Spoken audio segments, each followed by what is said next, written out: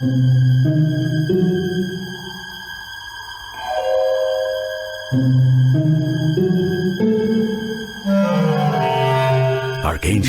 ghosts, and Bigfoot. Oh my. It's just another night for Supernatural Girls. Real stories, real answers to life's biggest supernatural mysteries. And now for another exciting interview with paranormal experts from this world and others. Here's your host, paranormal researcher Patricia Baker, on the one, the only Supernatural Girls.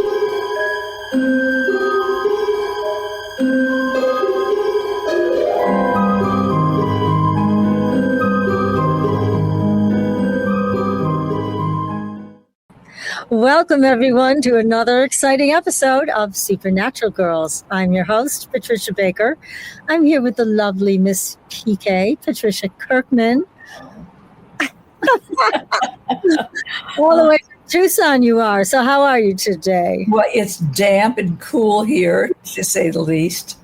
And I'm a little in the twilight zone, so bear with me. I may be for the whole show. If I'm not, don't worry. Okay. It's just an injection I had today that makes me a little... Yeah, I know.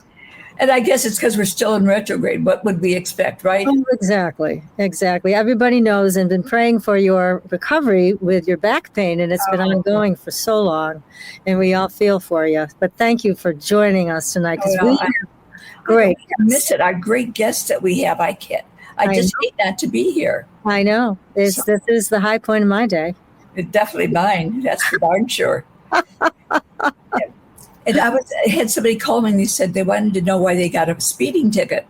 Mm-hmm. And I said, well, it's retrograde. How fast do you usually drive? Well, I usually drive relatively normal. And I said, well, maybe I inch up a little bit here or there. I said, it's retrograde. So anything you're doing that's negative is going to come back and bite you where you sit. That's right. So I got a second phone call about 2 hours later when she got her ticket.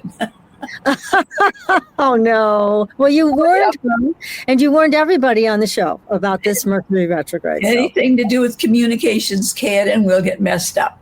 Take it to the bank. It's a given.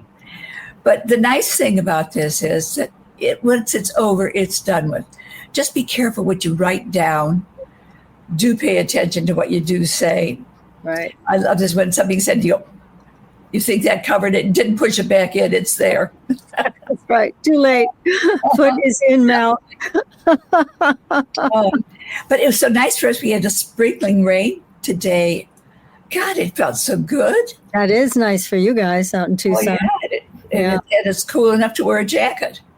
Wow. Well, we're freezing here already in New England, I have to say. Unfortunately, but that happens. It's kind of winter almost. Mm-hmm. So anyway, so let's go to our guest, because definitely one of our favorite heartfelt topics, dreams. And we have two experts with us tonight that we're so excited to have with us. I'm going to tell you a little bit about each one, and we're just going to bring them on. Great. So, Dr. Greg Mahr, he is a psychiatrist actively involved in teaching and research on acute trauma and nightmares. He is on the faculty of the medical schools at both Michigan State University and Wayne State University. He has published more than 30 academic research articles, and he is the author of a great book, The Wisdom of Dreams, Science, Synchronicity, and the Language of the Soul. What a beautiful title. Isn't it? Yeah, he lives in Plymouth, Michigan. And, of course, we have the beautiful Heather Taylor Zimmerman.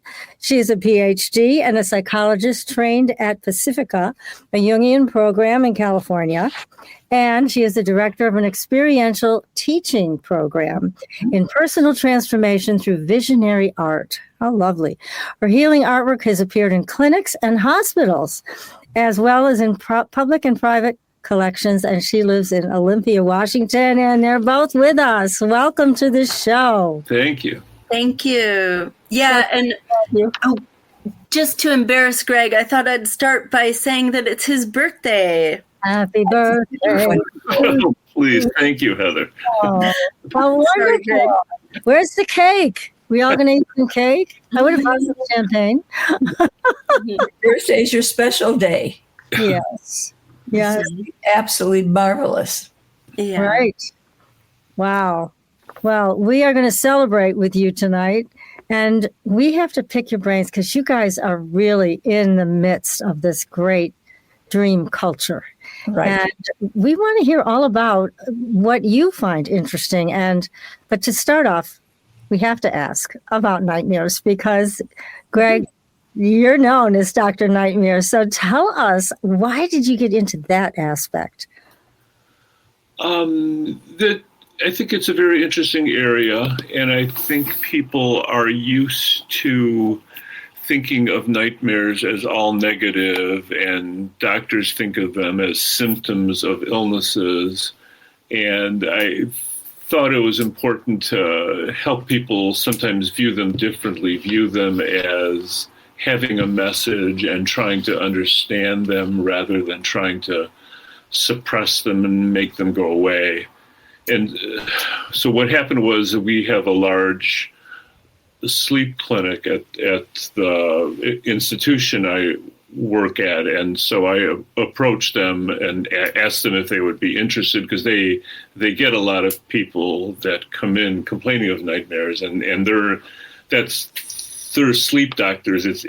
It's not really their thing. They want to do machines and adjust dials, right, pressures and CPAPs and things like that. So they were glad to have somebody that they could send their patients to. And for the patients, it was kind of destigmatizing because I'm like part of the clinic. So for many of them, it was their first experience with psychotherapy. And it's just very, very gratifying to work with people about their nightmares and trying to help them understand them. And there's sometimes a result of trauma. It's pretty common to have nightmares after trauma, but some people just have nightmares for no obvious reason. Really? So did you help them work it through? I know there's so many different techniques about confronting enemies in dreams or what you perceive to be something that's after you. And I'm sure, Heather, you have your own experience too with your practice and nightmares. How do you break people free of that cycle so they don't go to sleep every night afraid that it's going to happen? So one of the things that Greg works with post-traumatic growth, and in the Jungian world, there's the concept of the shadow, but the golden shadow. Jung said that 90% of the shadow is golden. And so nightmares, similarly, you can turn to them. And I have an example of befriending a nightmare. And it was this horrific, if you know the Lord of the Rings, like the Uruk-hai leader, so this terribly scary figure. I was trying to impossibly protect young people. And I kept, night after night, it was a recurring dream, and I would run away. And then finally, I was working on this technique of befriending the nightmare. So in a lucid dream, I turned and I asked what they wanted to tell me, and they turned professorial. And, really, it was almost as if they just wanted my attention. And so I love the example of befriending the nightmare, and I know Greg has his own techniques, but that movement of, it seems deadly or it seems to be a shadow, but it actually is teaching you something and offering you something. That's so nice. I like that. Mm-hmm. Yes, that's a very powerful technique because it totally transforms it. It just flips it, in fact. So it's Sometimes they say it's almost as if, like in Greg's case with his birthday, just to embarrass him one more time, you could invite them for, tea and birthday cake, and you're befriending the nightmare and you're becoming comfortable. And it's that movement into the opposite where you think it's one thing and it's really like Hades, Lord of Riches. The buried treasure is this place we don't want to go to, but once we go, we realize it's offering us something. Yes. Well, we like that. We want to have offerings, right, PK? Definitely. Offerings. But that's a wonderful technique, and I like it a lot. That's great. Mm-hmm.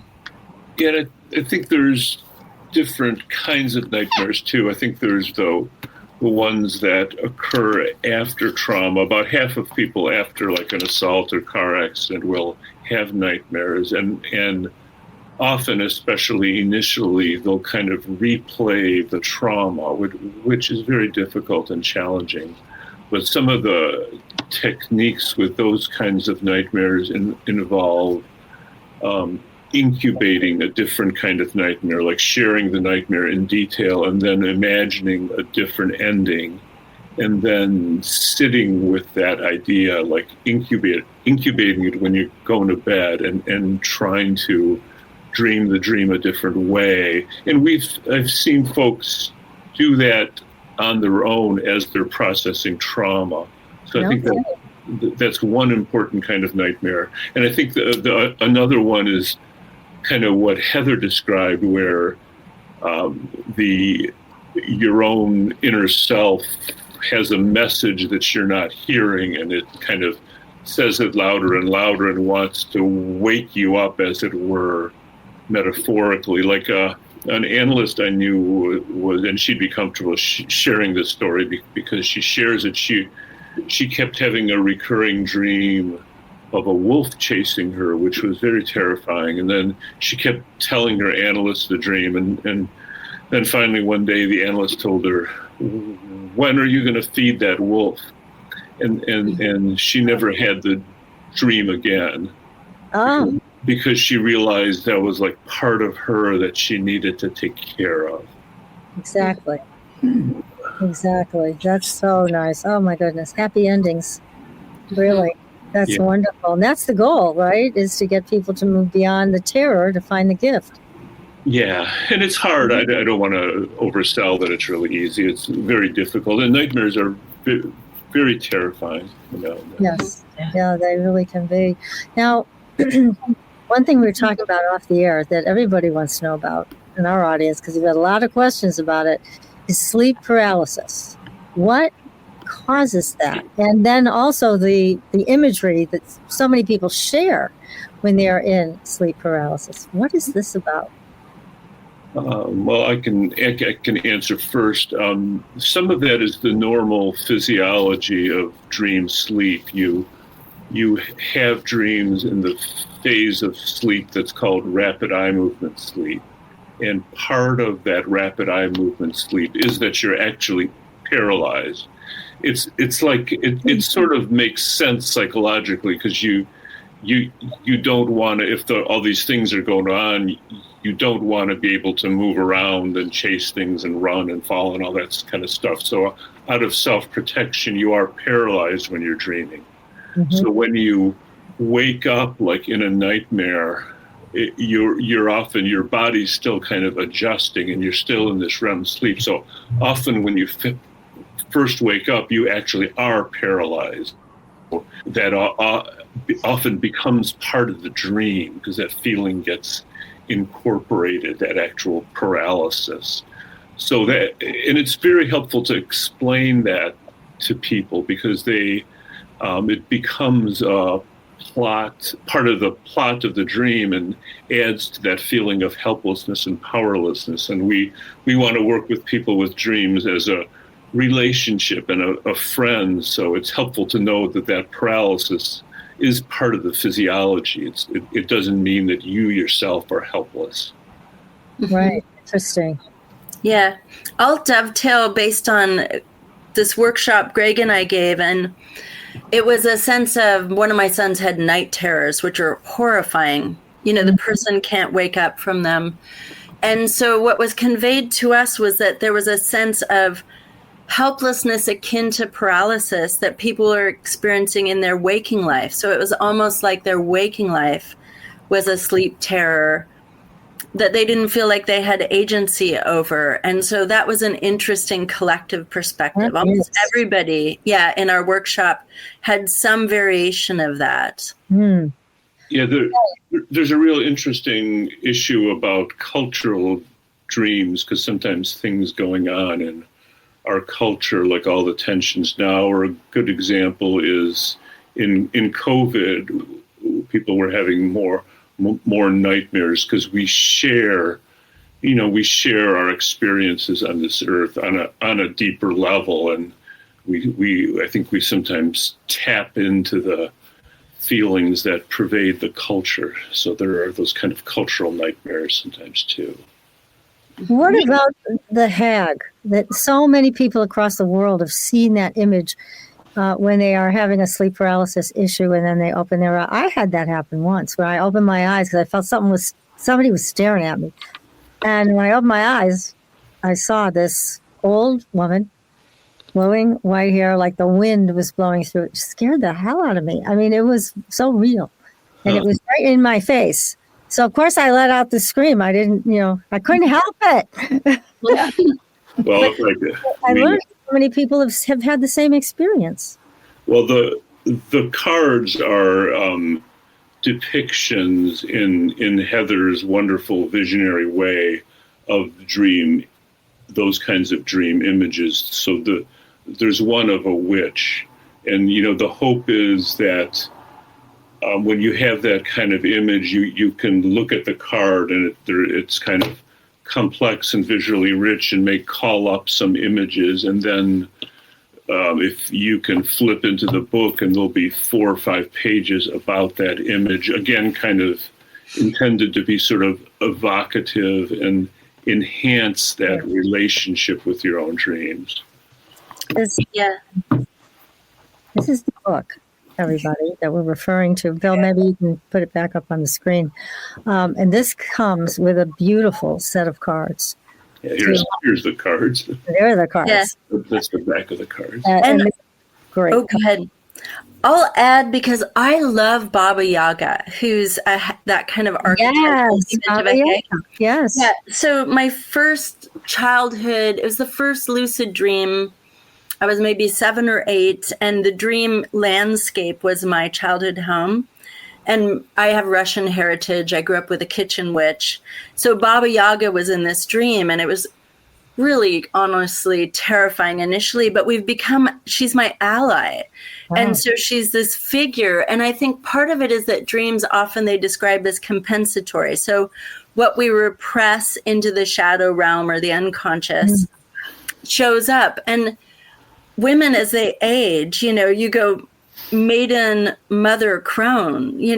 I went through menopause, and it's like, I think there's a missing queen stage there, but we definitely the queen is missing. The queen is missing. It's one of my pet peeves as female power and leadership. But so one of the things I think is that I'm in all these circles where there's this claiming of, this wise old woman. Mm-hmm. And so to me, again, I move into that Baba Yaga, who used to be terribly frightening. In the Vasilisa story, she gives this precursor to Cinderella the power over life and death. She's this hugely empowering dark mother figure. Right. And so I think she's almost like a homeopathic or an antidote as an image for our time, even though she can be frightening. Well, isn't that true also of so many Egyptian goddesses, that they have one side and then they have the other side, and you don't want to piss them off. So yes. So where do we sit? Hopefully in the middle. But that's wonderful. Baba Yaga is such a great, great archetype for all of us. Yeah.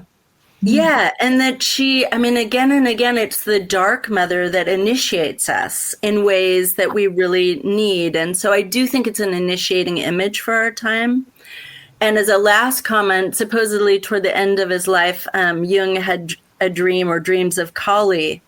But the fierce feminine, like that kind of empowered feminine, is really repressed culturally. And so, of course, it's coming up, in our dreams.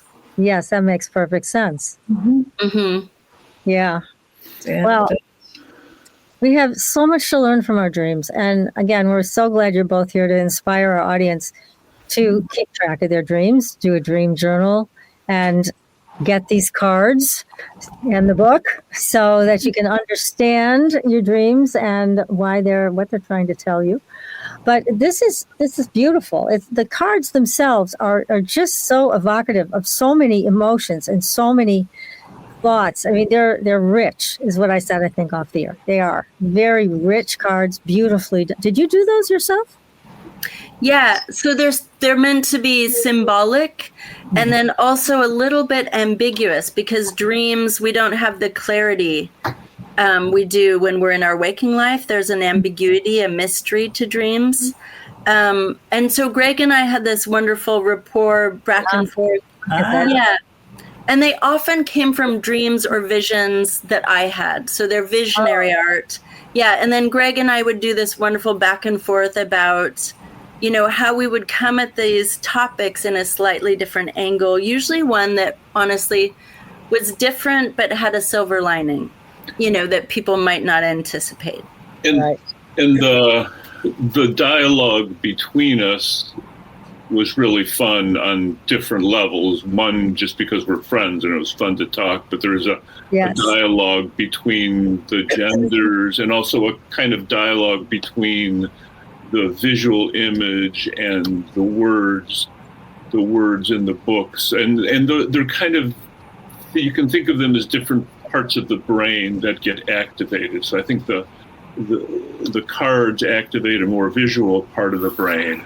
Mm-hmm. And the words, are again kind of different. So there are hopefully different ways of connecting to different parts of the brain and or psyche. Mm-hmm. That's part of one of the wonders of dreaming is when you look at like brain imaging during dream sleep. There's a lot of different brain areas get lit up, and there's a lot of connections between different parts of the brain that aren't normally active. It's sort of similar to a psychedelic trip in that way. It's another reason to kind of, value them, because they, just as psychedelic trips can bring messages. So this is kind of like a free trip that's legal, and you don't have to buy anything. You take it. About getting thrown in jail. That's good. Yeah. Are you working on something specific right now that you're creating? Are you asking Heather or me? Or? Greg. Okay. Am I working on something specific? I'm picking up something very creative going on around you right now that you're working on. Fun. I'm working on a couple important things. One, I'm almost done with an academic book about trauma, so I'm on the very last stages of that. And I'm trying to do something fun and interesting. Also, I mentioned off the air that I've been tracking my dreams since I was a kid, odd as that sounds, but that's just kind of who I am. So I have like a trash bag full of these old notebooks when I was a kid, and I can hardly read the handwriting anymore. But I'm working with one of the research assistants with this AI program that hopefully it'll learn to read my handwriting accurately. And it's getting better and better at it. And then I'll be able to transcribe them and maybe kind of look at different things, like did the imagery change over time or in responses to stress? Because I dream a lot about water, for instance. I dream about that more when I was a kid or less. And I used to dream about witches all the time. So it'd be interesting to track those kind of things. So that's another interesting thing. Yeah, because I strongly am picking up that issue around you of this creative issue coming out that's going to be very, very helpful. And it's going to be very important when it's done. Oh, that's exciting. Thank you for sharing that. Yeah, very good. Oh boy, now I can't wait to see this when it's done. Yeah. Poking him and tell, all right, get it going. We want to see it. Yeah, we want you to come back and talk about it. Yeah, I'm actually, I love to write, so I am actually kind of wondering what to write next, because I'm almost done with this trauma book. So in a few weeks, it'll be the first time that I don't have actually a book that's in press for somebody. So I am kind of looking for the next project. So I'm impressed by your intuitive skills or your insight. Well, from now until this time next year, your juices will overflow. Take advantage of them. That's exciting. Yes. Very Part good. of it, your book, Greg, is on post-traumatic growth, right? Or that's a topic that you handle? That's one of the chapters. The book as a whole is about acute trauma and how to manage it in the hospital setting, emotionally. Yeah. Post-traumatic growth is that silver lining where sometimes you can see it statistically where it's like a 40% swing where instead of a victim identification, you go through an initiatory or heroic journey. That's how I work with it with clients. But Greg, it's like 40 to 60% of people that have acute trauma have this post-traumatic growth. And so it's this beautiful silver lining of what is dark, but then initiates us into transformation. Yeah, and one good example, since we're talking about art, is, I don't know if you're familiar with Frida Kahlo's story, but she had a terrible trauma as an adolescent. She was coming home from school on the school bus, and it was struck by a tram, and it was like 7 people were killed, and she had a big metal spike driven through her pelvis that her boyfriend had to pull out of her, and she was in the hospital for months, and it was awful. It was a very awful experience for her, but at the same time it was transformative. It helped inspire her to be an artist, and she wrote a beautiful letter about it to someone in her family, saying how I wish I had the quote in front of me, but it was something about how she saw the world differently in an instant. So I think in that instant of this sudden unexpected trauma, you just realize that the world doesn't follow your script, that it's doing its own thing. Yes. Yeah, well, and then there's so much talked about and written about with the dark night of the soul, so that you come to that moment when there's nothing else that you can do. Yeah. But surrender. And you imagine the world makes sense and is just and all that. And it is a lot of the time, but sometimes it's just not. And sometimes horrible things happen to wonderful people for no good reason. Yes. So true. Now, Heather, your work is very earth-centered, I was reading. So tell us more about that, how you work with people with that in mind. Yeah. So the basic premise is that our soul connects us to the world soul. And our personal unconscious connects to the collective unconscious. So for me, I'm really land-based. And I work with land here in the Pacific Northwest.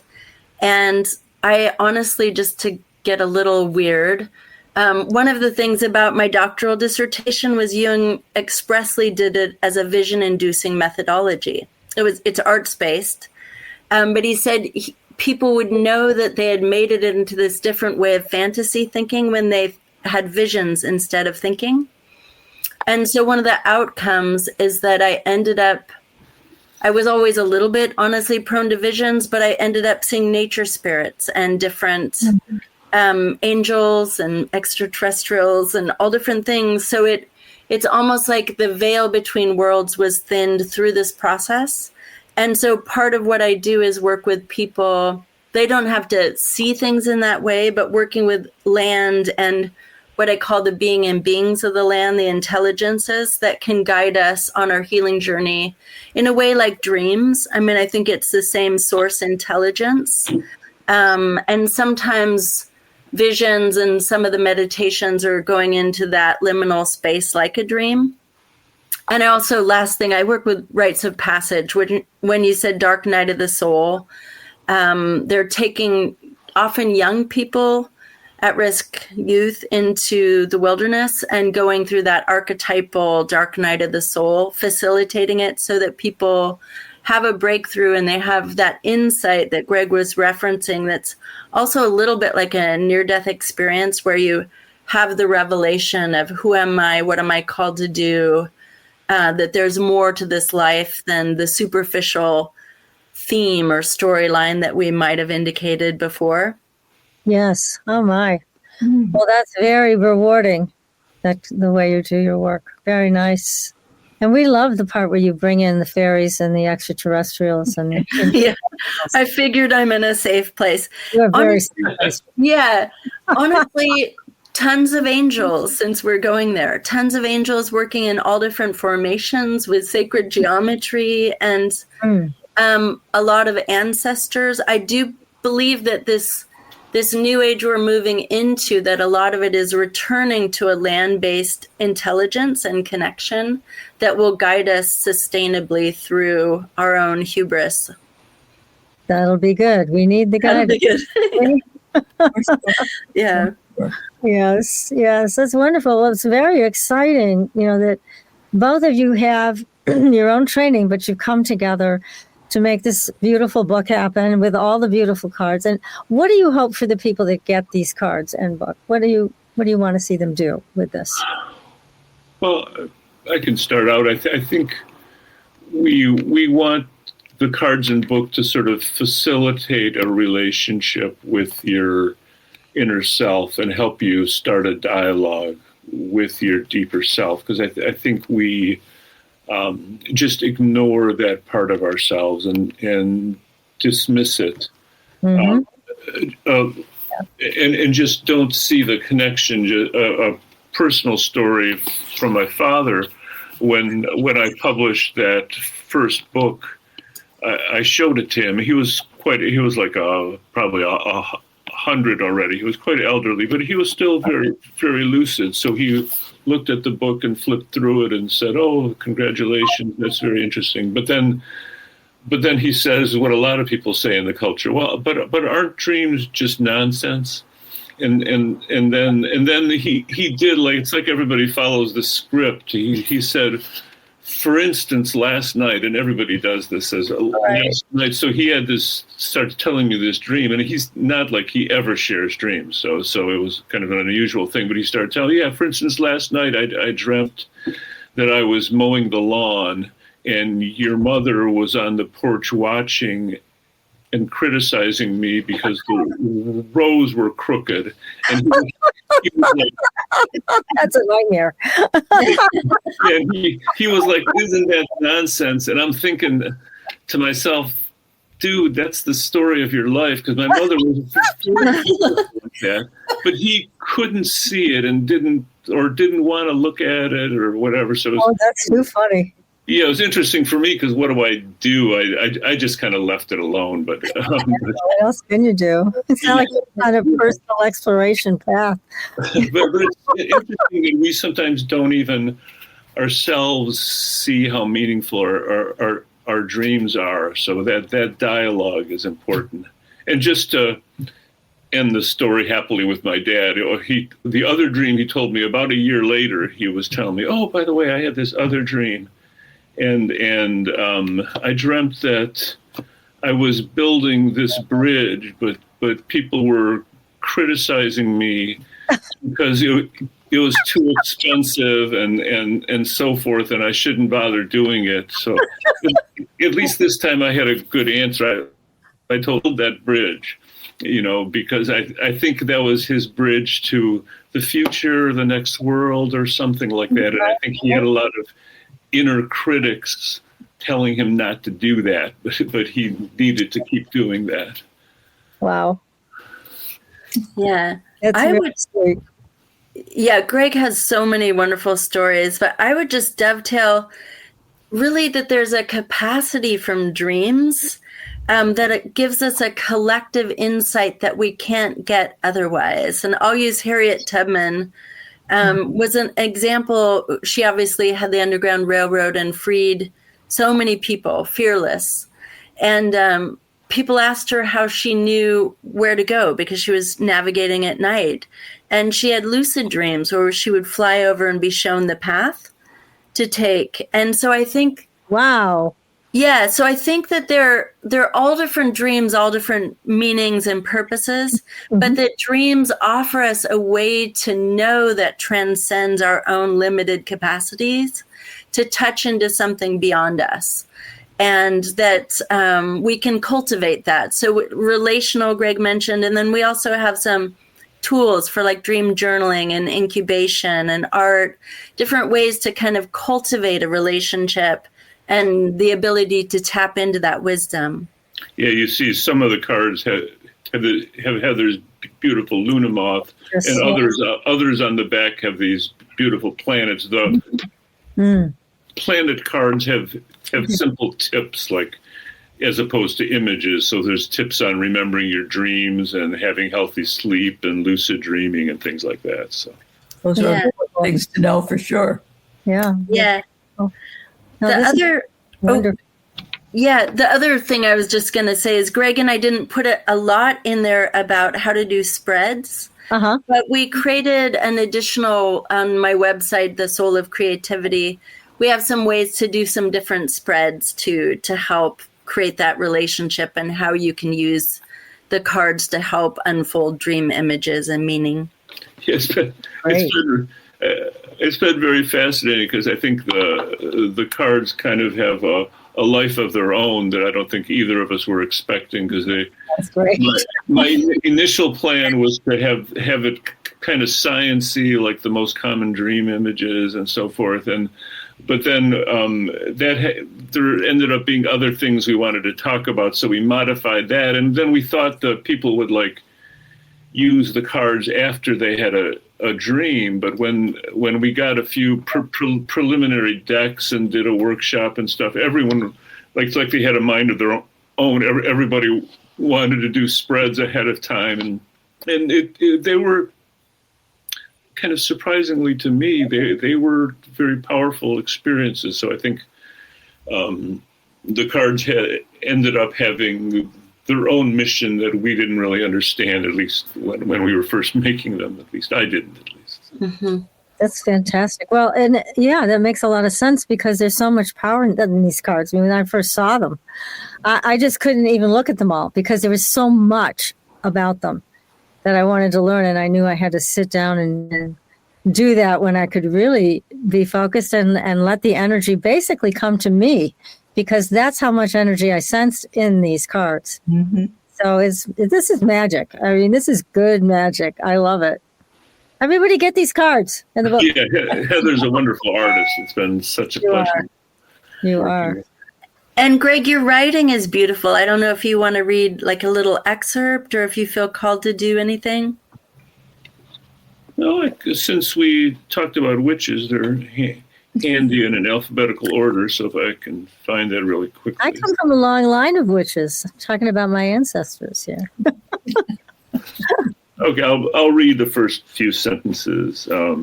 So if the beginning describes the card, the witch stares at us with her cauldron of transformation below her. She is surrounded by animal familiars, monkey, wolf, and tiger. She is intimate with the animal nature within all of us. A multicolored magical circle surrounds them all. The witch is bodiless. Is she real or a product of our imagining? Is she a terrifying witch or a wise old woman or both? And then I go on to dream of witches is to dream of the numinous aspects of the feminine. Though they can be alluring and helpful, witches often represent the dark side of the feminine. The witch is a type of anima figure. Anyway, I didn't want to go on too long, but that's kind of our original idea was to, if you dreamt about a witch, to pull the card and look at it and then read the part in the book, all to kind of develop that relationship with the dream world in different ways, in different parts of your brain and so forth. But the cards seem to have a life of their own, like I was saying, and people use them in different ways, and it seemed to be helpful in different ways. And that's what you want, right? Because everybody has an individual experience, and you want them to get the most out of it. True. Call their true self forward. So that's what these cards do. It's great. Yeah, and even just journaling, automatic writing, and active imagination, you know, the figures, you can call back your dream, or I sometimes lie back in my bed to recall my dream. And then you can actually dialogue with the figures. You know, these things that are, Jung called it the magical value of art, the collective, but also that you can access things that we imagine we cannot. And so I think that's part of this dream experience, that just some simple techniques will help people access the wisdom of the dreams that kind of are beyond what we imagine is possible. Yes. There's so much that's possible through that dreaming portal. I know you guys are very familiar with people who can do the dream walking into other people's dreams, things like that go beyond even lucidity. And That to me is so fascinating. And I mean, talk about superhuman powers, the ability to, I've heard a story about Castaneda doing that. I don't know if you heard that one, with doing an experiment with one of the institutes in California. And they gathered, I think it was 16 or 17 people, and they said, keep track of your dreams for the next 3 months. If anything unusual happens, call the institute in the morning. So one morning, they all called the institute. Wow. And said, Carlos Castaneda walked into my dream last night and told me, hi, my name is Carlos Castaneda, shook my hand and said, be sure to call the institute in the morning. They all did it. And this was just one night. So he didn't want to participate, apparently, in any more experiments, but that was pretty profound. And I know he's not the only one, but certainly this is a shamanic thing. So what do you know about this? Well, I can say, Greg, and then, or do you want to go? I'm sorry. Oh, just go ahead. Well, I was just going to say that I've done visionary arts at these amazing music festivals with scientists and Alex Gray and I used to do that more often. And there was a shaman that I really enjoyed at one of these. And he was the only one that I've known that has visited me in dreams. Uh-huh. So that would fit your profile of the shaman visiting. Yes. Yes. Yeah, the little story I was going to share was a much more humble story.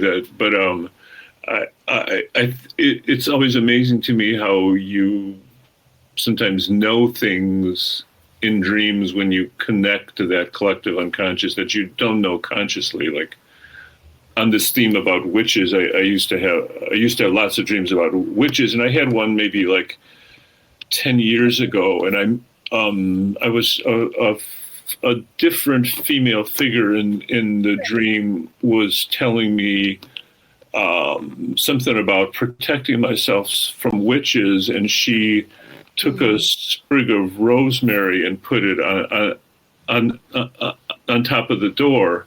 And when I woke up, I thought, that's interesting. I know what rosemary is, but I didn't know it had any particular mythological meaning. But when I looked it up, it actually has been used historically to protect against witches. So it was amazing that I knew that in the connecting to the dream world, even though I had no idea consciously.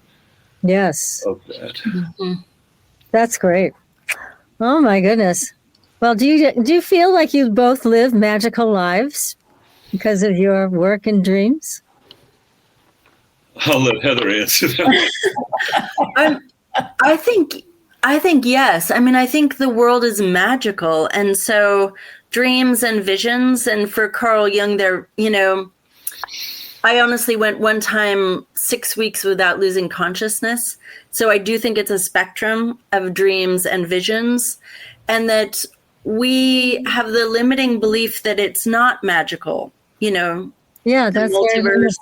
Yeah, and so I think absolutely, and I think that some of these experiences and cultivating a relationship with the deck and book and our dreams helps initiate us into the experience of the magic and the agency and capacity that it activates within us. So yes, I think.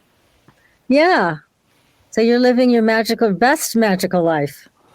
Yeah, it doesn't mean it doesn't have some dark moments, but yes, What would it be without those dark moments? Yeah. I know it really. Now, children, do you get to work with children in their dreams at all, or nightmares? I do. Greg, do you? I work mostly with adults. There'll be an occasional adolescent. Uh-huh. I typically work with adults. And of course, my own son, when he was little, he used to have night terrors, which were my very scary. But those are probably, that's a different thing than nightmares. What are night terrors? Can you talk to us about that? I mean, because it is different. Yeah.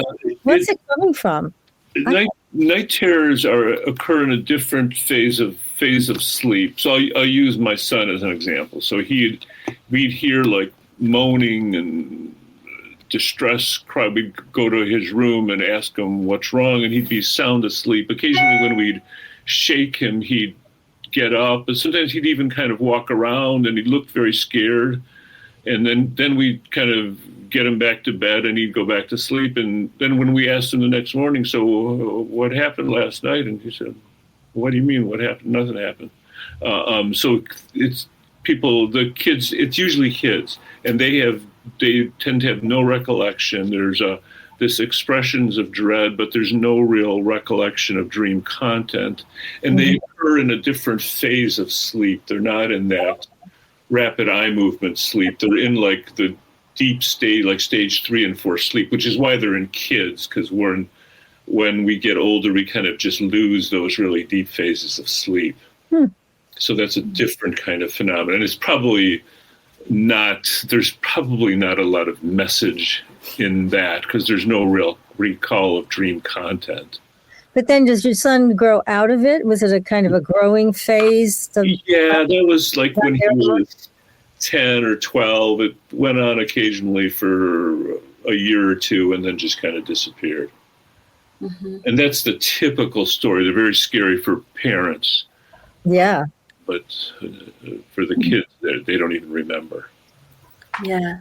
I did have one client who, to the best of their knowledge or their recall, every night they had an apocalyptic dream. And so I do think there are a lot of nightmares. And then the other thing that I would mention is that a young person, I had the same dream something like 140 times in 1 year, which is a ton. Wow. And it was this baptismal dream that they misinterpreted as death. But when I was able to talk to them about it, it seemed like a rebirth. So a lot of it to me is even what is a nightmare, again, when you look at it, that's why looking at your dreams is really important, because often I feel like it's the opposite, but you have to look at your dream and be in relationship with it to figure it out. Yes. And sometimes things that seem nightmarish in the dream, like you die or you drown or stuff like that, it usually is really helpful to talk people through that and through the details of the dream. And usually what you end up kind of realizing is that that's not you, that's your, what we call in the dream world, your dream ego. That's like the actor that's depicting some aspect of you.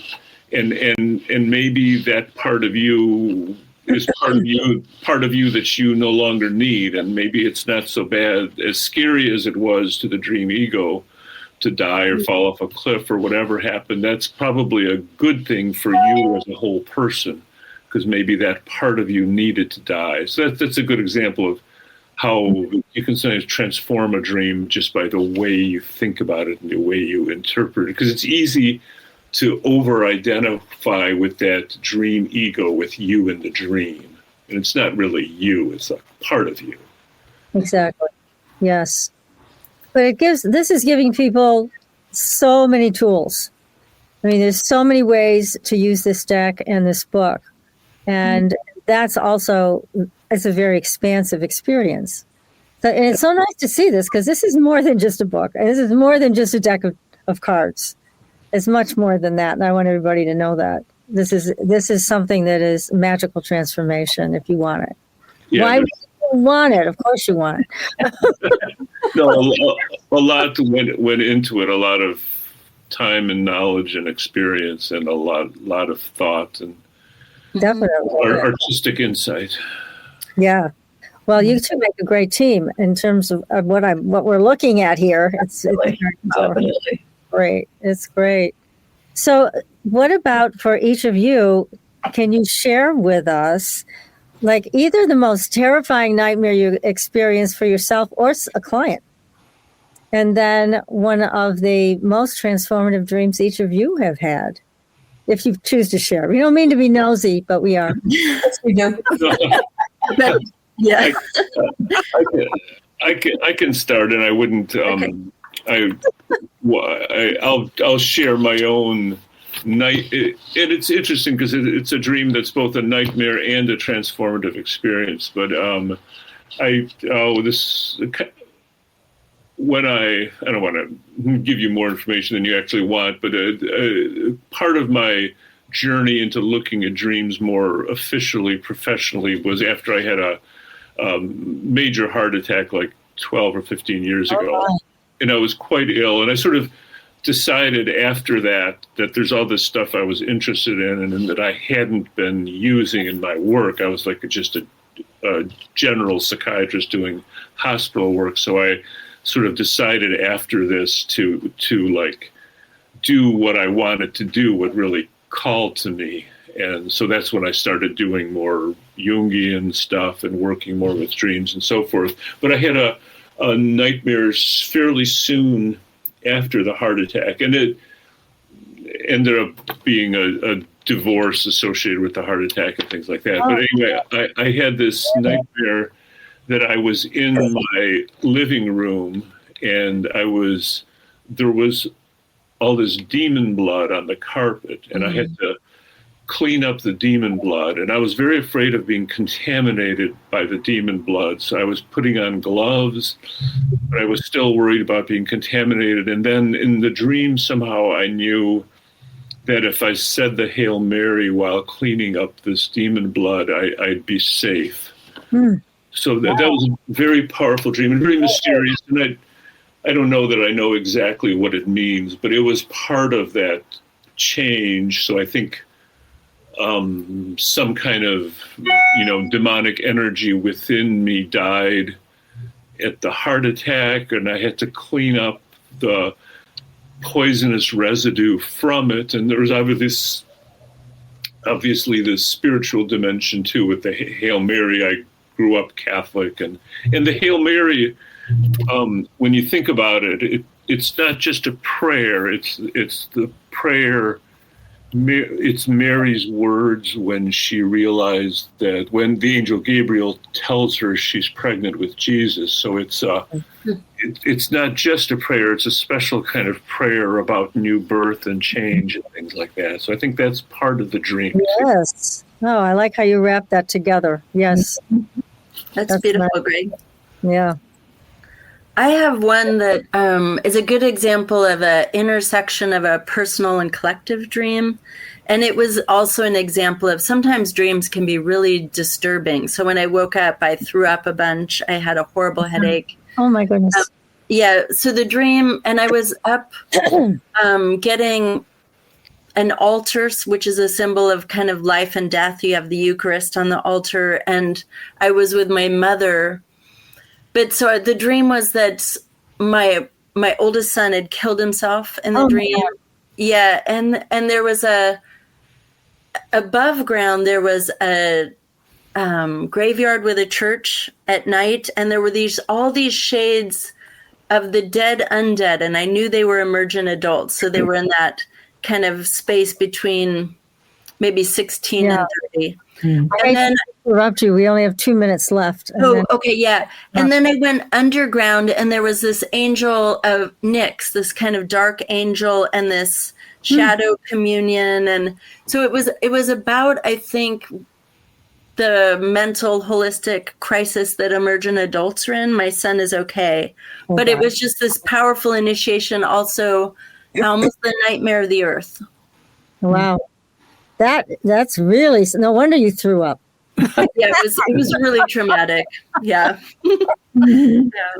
That is something. It's hard sometimes to ground after those types of dreams because they're so vivid and they have that impact on your physical body, for sure. Both of you, I know that. So yeah, and it's almost hard to get out of that dream world initially. Yes, it is. It is. This has been so delightful. Being here with you, two powerful people, and all of the wonderful work that you're doing. And we just can't thank you enough. This has been so lovely. It's been a pleasure. And your birthday, Greg, again, as we're honored that you can be with us on your birthday. And I'm going to look forward to seeing what you're going to create this year. That's right. Okay. No, thank you for your prophetic inspiration. Yeah. Thank you, both of you. Oh, thank you. Really, this has been so great. And we hope you'll come back because we just didn't even scratch the surface. Let's be honest. There's so much to all of this and all of the work you both have done and are doing. Your work is gorgeous, Heather. Thank you. Yeah. Thank you. And may we pay attention to the wisdom of dreams. Oh, please, God, yes. Every one of us. Yeah. Thank you. Definitely. Thank you. Thank you so much. Thank you. Please come back, and we'll be in touch with Gail to drag you back here. That would be great. We'll come skipping. We love it. There is a lot more to talk about. Yes, We're looking forward to it. we need Thank it. you. Your wisdom. So we'll be back next week, everybody, with another great show. And until then, we will see you on the Blue Highway. Good night. Good night.